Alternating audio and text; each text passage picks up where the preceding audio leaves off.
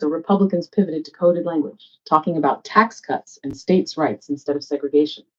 That strategy mutated into MAGA's full embrace of culture wars, where crime, border security, and election integrity are stand-ins for racial grievance politics.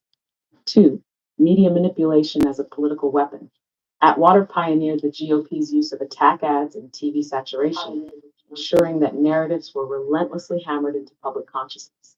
MAGA supercharged this tactic with Fox News, social media algorithms, and AI-powered disinformation, creating an always-on propaganda machine that makes Atwater's TV spots look primitive. Three, psychological warfare and voter suppression.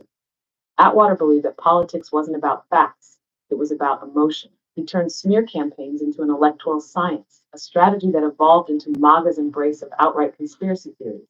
Stop the Steal, Deep State, QAnon, etc. His tactics for demoralizing and suppressing opposition voters, especially Black and progressive voters, laid the groundwork for today's voter restriction laws, ballot purges, and post-election sabotage efforts. Hash from Atwater to Bannon, the radicalization of the GOP. Atwater's blueprint for fear-driven, race-coded disinformation was inherited and expanded by GOP operatives like Karl Rove and Roger Ailes. But it was Steve Bannon who took it to its logical extreme.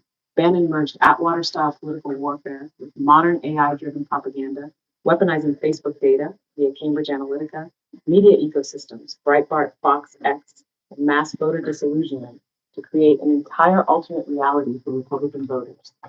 MAGA's Atwater strategy on steroids, fully unshackled morality for Democratic norms. The playbook has always been the same: stoke racial resentment, create an external enemy, flood the media with fear, and suppress opposition votes. The only difference now, with AI and social media, it operates at a scale Atwater never could have imagined. The shift from Atwater's calculated dog whistles to Trump's open embrace of fascist rhetoric shows how the Overton window has been shattered. What Atwater had to imply, MAGA now shouts. And as judicial impeachment looms as the next big lie, the same disinformation architecture that Atwater built is now fueling the final stage of institutional collapse.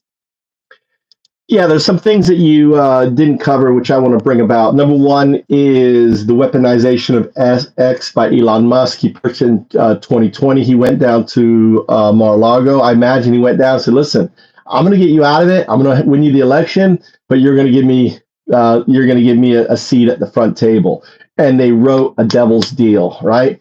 So this gave a foreign national access to running our government. You can look up what he's doing with Doge in taking everything apart, with all his firings, with all the stuff. It's just like, he's eliminating all the special investigations into all of his properties. There's he has 20 investigations have all been kind of stalled or gutted or stopped because of what he's doing. So Elon is taken to the next stage. Also, in many respects, the AI model is simply treating all this like a game of Go. And we already know, if you treat politics like a game of Go, and you got the whites and you have the blacks, and you're trying to flip the whites to the blacks, and you're trying to move people who are, there's groups of individuals, like, for example, the techno bros never participated in it. The same thing in England, bringing groups that normally don't, using disinformation because you have the heartbeat of the planet. That's what Dorsey described X as, a heartbeat of the planet. And if you control the heart, then you control the person and you control the vote. It's really that simple. What's happening is really simple, and the people who have been MAGA deluded, right, are just clueless of that. And and I want you to explain kind of all of that, in a better way, an easier way, and understanding that these individuals are continuing this fight, and the only solution is for people to embrace using AI tools. So, for example, when someone feels, hey, like something like a knee jerk, like, oh, they're doing transgender operations, or, oh, they're sending condoms to Gaza, oh, they're eating the pets, they're eating the dogs, they're eating, like all this nonsense, your first response shouldn't be anger. Your first response is, hey, let me go to AI, check it, let me fact check this, right? And validate whether this is true or not. So, and that's it. Can you reframe that, reply it? I don't want you regurgitating. I want you to express it in a better way for the listener.